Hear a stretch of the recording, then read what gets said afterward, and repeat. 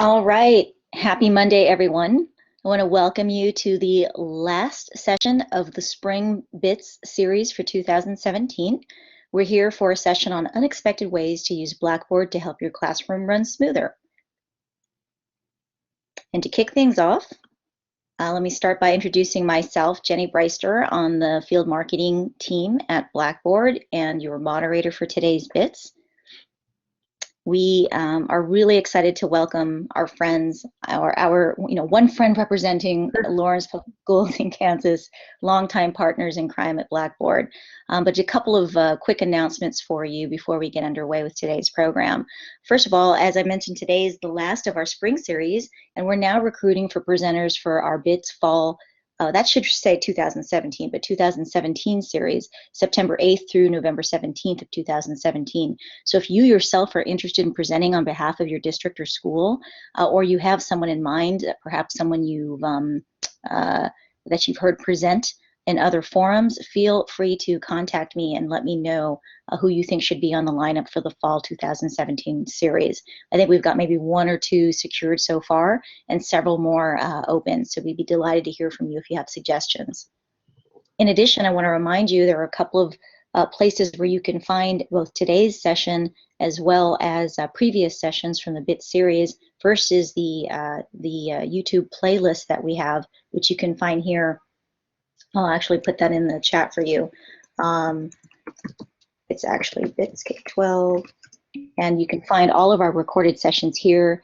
You can also join the community site, Blackboard K-12 community site, where we invite you to take part in our overall teaching and learning community, including BITS as well as other sessions, roadmap, and other types of sessions that we've got available within the community, recordings, dialogue with fellow educators, etc. So joining our community site, our professional learning community, is definitely something we'd like you to do. We'll be doing a follow-up from today's session that includes all the right links to do these things as well. In addition, we do have Blackboard World 2017 coming up in July. There's still time to register, so I'd want to encourage all of you to consider coming to Blackboard World. There's a huge teaching and learning focus, courses specifically for K-12, a really wonderful chance to network with fellow Blackboard users and also with K-12 product and leadership folks all joining together in New Orleans this summer. So please consider registering for Blackboard World at bbworld.com. So today I'm very delighted to introduce Kelly Hart, who's an English language arts teacher with South Middle School in Lawrence Public Schools, Kansas. And today Kelly's going to be talking to us about tricks and tips for using Blackboard in unexpected ways. We're very excited to welcome Kelly today. Thank you, Kelly, Jen. yes, Thank absolutely. you. Hi, everybody. I know this is a crazy busy time of year for everyone, as it is for me too. So here I've got just some ways that you can use Blackboard to help keep the crazy down a little bit. A lot of these will help with like classroom management and classroom routines, which in middle school are so important, and as I imagine they are at all grade levels. So let's go ahead and get started here. The first way that we like to use Blackboard in my school district is but something called the course master, or sometimes we just call it the copy class, because as you will see, it's a class that you can just go and copy stuff from. Here in Lawrence Public Schools, we have teachers that are paid a supplemental contract over the summer to create these course masters. And then the course masters are just made available to all of the teachers in the district that teach that particular content area. So you can see here I've got some screen grabs of where these are located in our Blackboard, and then also what is available when you go into these course masters. There's entire units. I've been really working on utilizing OERs, or open educational resources, this year as I kind of refresh my 7th grade ELA curriculum. And so you can see that's what is in our course masters, lots of OERs. So you can go into these course masters, you can look for warm-ups, you can look for assessments, you can look for essays. Everything's organized according to standards met. and there are modifications and extensions available in every unit as well. So you can just dig right into the course master and just copy it to your class and just use it as it is, or you can just take the unit that you want or the lesson that you want and put that into your Blackboard course and remix it for your students however you would like to.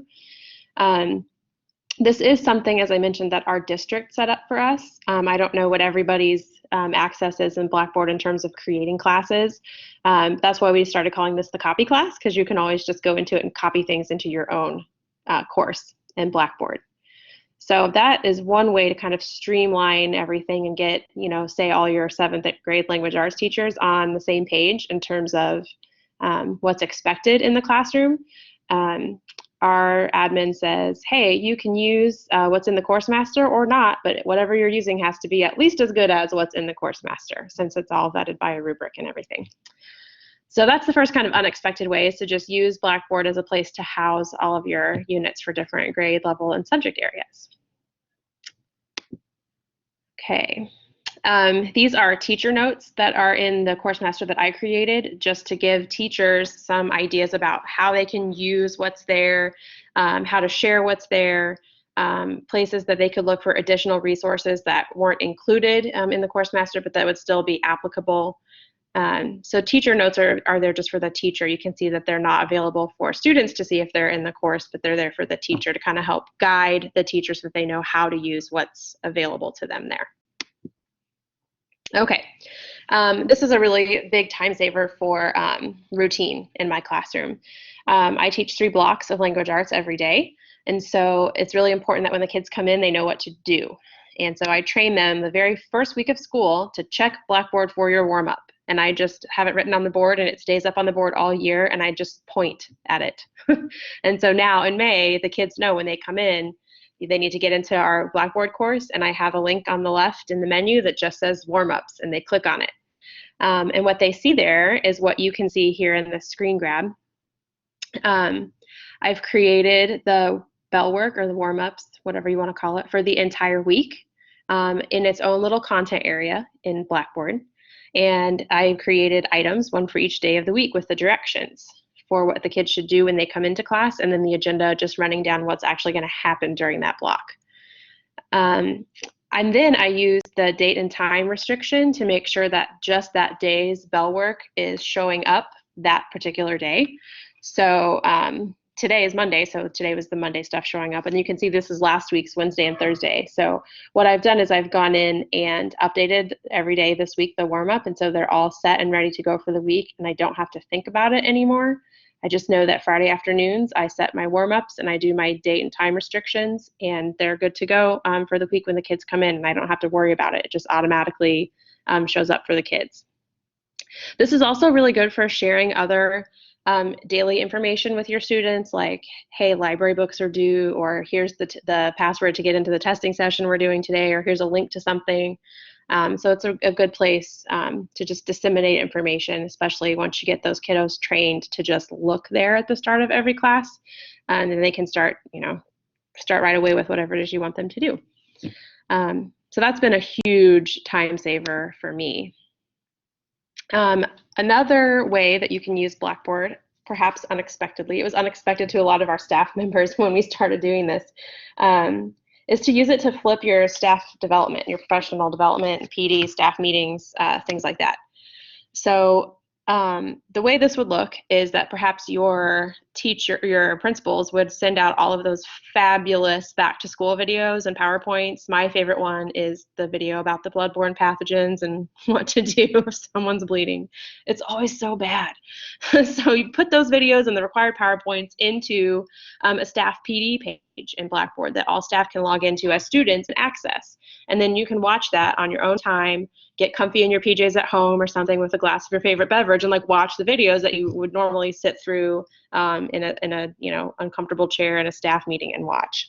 So that's a great thing to do. I always appreciate it when our administrators do that for us.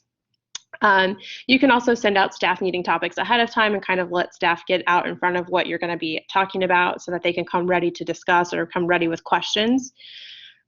Sharing backgrounds when you bring in a speaker, you can kind of put their their resume up and again, get staff out in front of what the topic for the day is going to be so that they're ready to engage when they show up.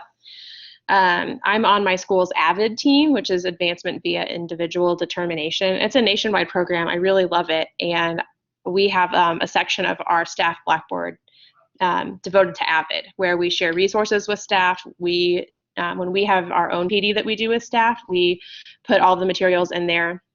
Our building leadership team has a content area that they can, again, share things with. So you can set that up as well. Online discussions and journals are also really great. You can engage the staff and give them an opportunity to leave feedback for you and just share what they thought of what was going on. This is a screen grab of what my middle school's page looks like right now. This is a course that our principal is the teacher of, and she is in charge of adding things. And I also have been given edit access because of my work with AVID. So, different staff leaders in your building will have access to the course to add and delete things, but mostly it's the principal that will share stuff. You can see here that we've been talking a lot about Dr. Dweck's work with mindsets recently in my school. And so this homepage changes throughout the year to just reflect what we're working on as a staff. So flipping PD is a really great thing to try or to mention if you're not an administrator, to mention it to your administrators. I think that teachers really appreciate that, especially if you're being asked to flip and blend in your classroom. It's nice to also have principals do that for you. Okay, next, the student resource page. This is probably my favorite. I've just created content areas, and I'll show you a couple screen grabs here in a second, where kids can just go to access resources. So right on their left-hand menu, there's a writing resource page, there's a reading resource page, because that's what I teach. You could have your, times tables for lower level math or whatever it is that you teach. You can give them links to just that quick FAQs that they need answered. So like all of those adorable anchor charts and things that you pin on Pinterest and then like never get around to like using or putting up in your classroom, this is where you can link those things. So I have here a little intro to my students about what's in the folder. So the reading folder is a place where we share what we're reading. I post different book lists and things that I think kids might be interested in, little jokes and memes about reading. It's just another good way to kind of build that reading community in the classroom. And then we also have a writing resource page, and we've, I say we because my ELA colleague and I have both our Blackboard set up this way. We have it organized by some of the different skill sets in writing. So developing, organizing, concluding, what's a hook, what's a claim, everything like that. So these are just folders where the kids can go to just access that information that they're going to need all year long. You could also put in things like Bloom's or Costa's levels of questioning. If that's something that you just repeatedly are hitting, just leave it in your Blackboard and leave it up all the time for kids to access. That way when kids are like, what's a hook? I can just say, oh, you're supposed to know that. Go in your writing resources folder and look for that. It just kind of saves a lot of time. It saves a lot of aggravation when I can just, hey, you need to go into this folder and do some learning, and then I don't have to reteach specifically. So that's a good way to kind of blend a little bit in the classroom. Next. I love to figure out what different Web 2.0 tools I can embed right into my Blackboard. And right now, two that I'm super obsessed with are Padlet and GIFs. So Padlet, if you're not familiar, that's a screen grab of it. It's just like an online bulletin board. Everybody can post. You can also have kids comment on each other's posts or not. And that's what it looks like when you embed it into an item in Blackboard. And the kids can, we have iPads, so I say tap on the plus sign, but click on the plus sign and engage with the Padlet right there in Blackboard without having to leave your class in Blackboard, which is super nice. And then GIFs, it was animating earlier, it's not now, that's okay. But GIFs are like the moving pictures. And I love to drop those into my Blackboard just for fun. Why not? It's middle school. We should be having fun, right? So these are the directions for how to embed a Padlet. Once you go to the Padlet website and get it all set up the way you want it, you'll just, under the sharing menu, you'll click embed to get that embed code. And then when you get into Blackboard, you'll click on the HTML button that's there in your editing tools, and you just paste that embed code in there and then just hit submit. And boom, you've got yourself a Padlet right there in your Blackboard. So that's really cool. The example that I showed on this other page here, this is, we just finished reading The Giver, and the ending of that book is very ambiguous, and the kids always get so upset and they hate it. And so they rewrite the end of The Giver. And so then they shared their rewrites on the Padlet so that they could all read each other's new and more conclusive endings to this novel. So it's a really good way for kids to authentically publish things for one another. It's also good for just like getting a quick idea of what the kids know. Like I always do one when we start poetry, like what is poetry? And they all post what they think their definition is of poetry. So it's a good way to gather information from your kids as well. Okay, and then adding in GIFs are, again, it's not necessary, but it's fun and it kind of gives your class that extra little something. I know teaching middle school, they're all about, you know, what's new and interesting and funny. And so I try to find that just that perfect GIF to engage them with that. So I use Giphy.com, which is blocked at my school, so I have to do this at home, which I think is hilarious. But there's a copy link. Once you like click on the GIF that you want, you just click that copy link, and then you're going to copy the second link there, the one that says GIF link, and then you just paste that right into the image, add an image button in your edit tools there, and then it just drops the GIF right into your Blackboard page, and it animates away, and it's amazing. My colleagues and I always try to like out GIF each other, if that is a thing. We try to figure out who can put like the most hilarious GIF in there and which one will make the kids laugh the hardest. And you know, you do what you need to do to get by when it's May, right? So consider adding some GIFs. That's a fun little unexpected thing you can do to jazz up your course a little bit. It's time for Q&A now too, and I just wanted to point out that's my contact info. I'm on Twitter all the time, and that's my email. Please don't hesitate, reach out, let me know if there's anything I can help you with, or if you have ideas to share, I would love to hear those as well. I'm a big time social media collaborator person, so don't hesitate to reach out. Let's do questions. Anybody have questions?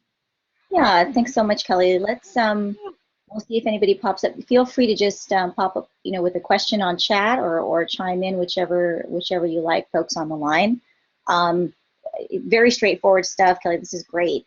I was curious because I know I've heard you present before, and some examples of how you know, some of these uses play out in your day-to-day.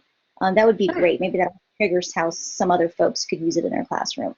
Yeah, the bell ringer thing is huge. I can't stress enough how much that kind of streamlines your classroom management. You know, because day to day in middle school and in high school, you're in the hall during passing period, right? You're like not in your classroom. And so it's really important that when kids come in, they have something that they know they're supposed to get started on right away. And if you're like me, my whiteboard is there's never room for all those directions. And so being able to drop all those directions or links or information right into Blackboard and just drill that into them the first week of school is so valuable.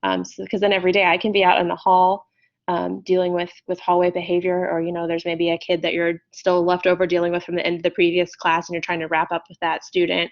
And so those things happen. And it's really nice to be able then to just point to the board where it says, get on Blackboard for warm up, and they just know and they just do it. And I mentioned also about the resource page, like whatever resources are pertinent to your content area.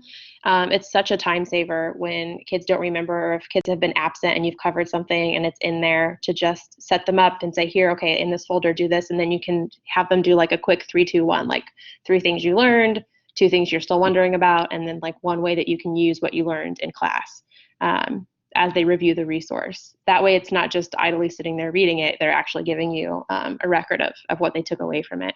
That's another easy application on a day-to-day basis. You always have those kids that are like, what? I don't know, even though you've been over it 100 times. So that's true.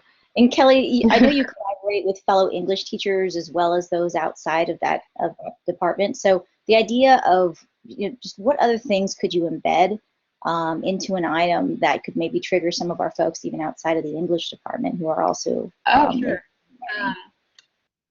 I'm sure everyone is familiar with embedding YouTube videos. That's a huge hit. Our social studies teacher, I teach her, but she has this like obsession with the author John Green. He has these great videos, even though he's an author. He's like a social studies guy. He has all these great videos about like the refugee crisis and water crisis, and So she embeds tons of him in her Blackboard all the time. And let's see, there was another, oh, Google Forms. You can embed a Google form right into your items as well, which is really neat. I do lots of surveys and like we have these golden tickets, and so if the class gets 5 golden tickets, then I can just survey them right on Blackboard. Here's a Google form. How do you want to cash in on your Google or on your golden tickets? And then they can answer it right there in Blackboard without having to leave and go track down another link or anything. So that's really cool. Google Forms is awesome. Let's see. I see a question over here from Margaret. Hi, Margaret. Discussion boards. Yeah, I love discussion boards. Typically what I will do is I will give them a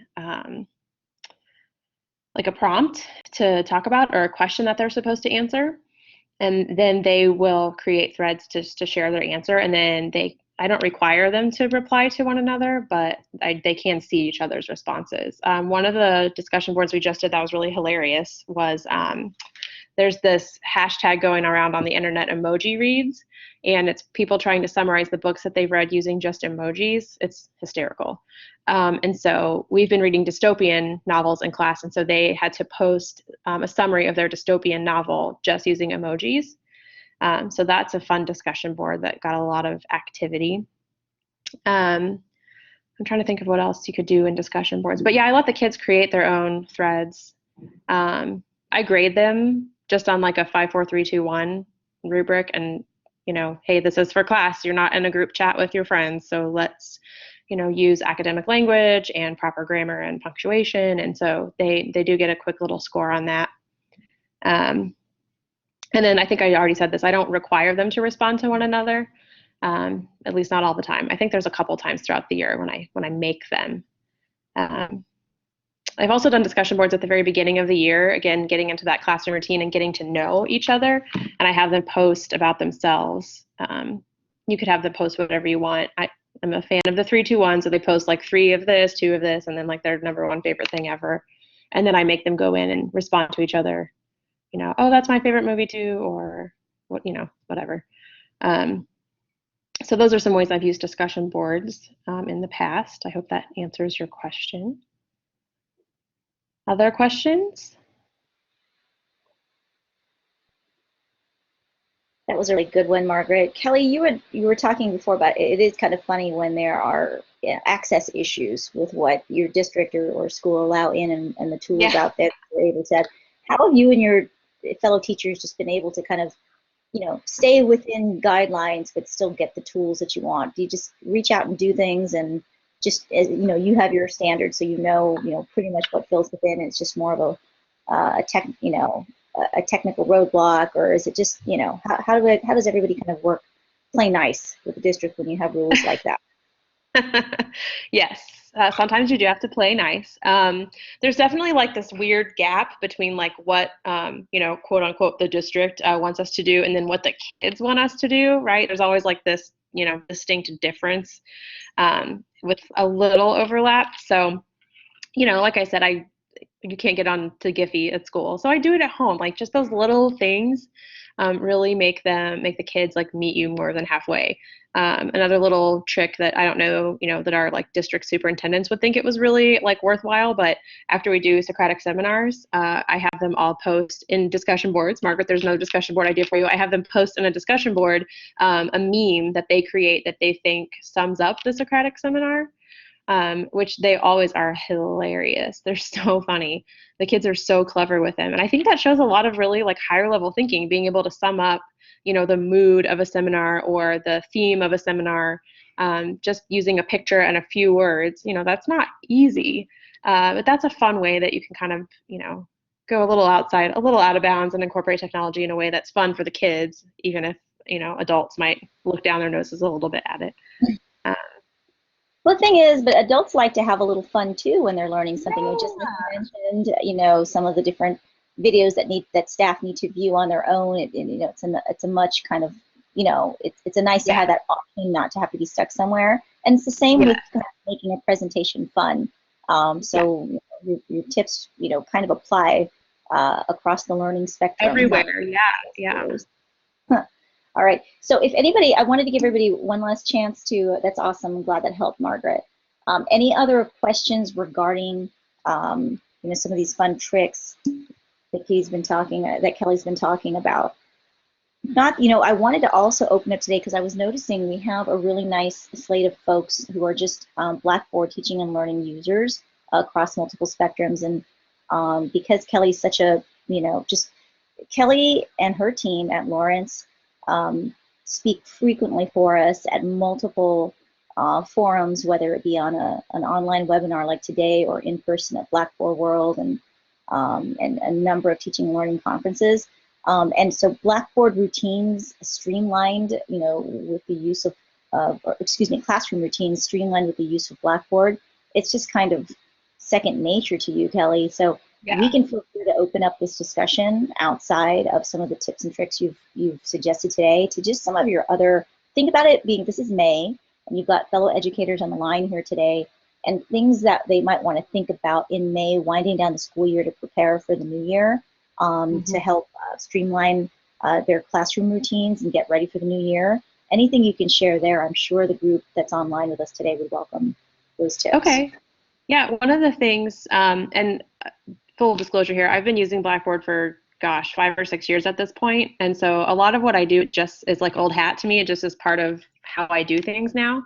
So it's like hard to be like, oh yeah, I didn't used to do this stuff. But at the end of every year, I go back through my course and I just kind of fiddle with stuff and I look at, what, that assignment or that assessment, it needs some more modifying, or I thought this was going to be really huge and it was a giant flop. And going through my Blackboard course, I remember things and my memory is jogged so much better than when I just used to flip through like my plan book that was all smeared and wrecked by the end of the year. So it's a good way for me to kind of relive the year and be like, oh yeah, I wanted to change that, or I wanted to add in something here. And it's a nice little thing to just take care of. And then I just make my little list of to-dos over the summer, because really, who gets summers off, right? So, and then I know what to focus on and spend time on. And it just takes, a plan period of like 40 some minutes to just go through there and look at, okay, how can I make this even more efficient next year? What are some things I can do in Blackboard to streamline? Where could I use a discussion board? Where could I embed a Padlet someplace? And just, where can I make my life a little bit easier in Blackboard? That's something I always do at the end of the year. I need to think now, like, what else do I do that I maybe don't realize that I do? Yeah, I like how you're kind of categorizing. There's things to do that kind of help just you as the instructor. Yeah. To prepare, and then things that will be more appealing for your students. So it's a little bit of Yeah. both. It's like a double pronged approach there. You got to think both sides. Exactly. Oh, very good. One of the things that I'm going to do with my kids, we have 3 days of school next week, and they're already this week are like, but we're not going to do anything, right? And I just laugh.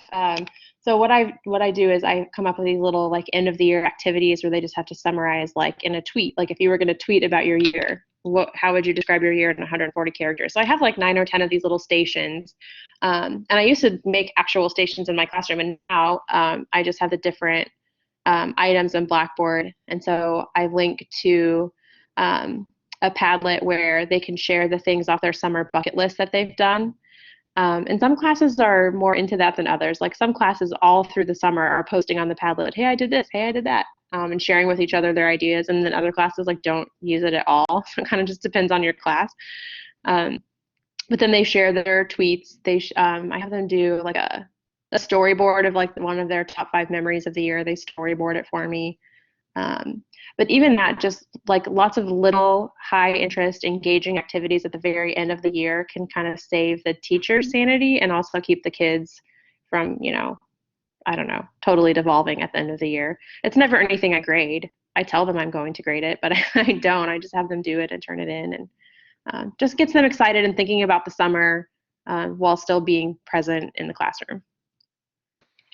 That's really good. We could probably do a session just on that, just on winding out the school year strongly. Yeah, absolutely. One learning program. That's perfect. All right, well, let's see. If we've got a quiet group, that's just fine. Really want everybody to think about sharing these helpful tips with colleagues. And again, we'll have everything on the playlist. Last call for any questions. And if not, we'll go ahead and just kind of say our goodbyes. Again, you see Kelly's contact information there. please feel free to, I'll just step back 1 second, make sure you see that, her email and everything. So anything you need to see if you're doing something a certain way, she's big on tweeting, everything. Just get in touch with Kelly. Feel free to share ideas or ask her for more information about how some of her tips and tricks could work for you. In addition, again, we are looking for presentation topic suggestions for the fall season, so definitely get a hold of me if you have any ideas or are interested in presenting yourself. And with that, we want to say thank you for joining us for today's bits. And thank you again, Kelly. That was fantastic. Appreciate it all. Thank you. Very good. Bye, everyone. Bye.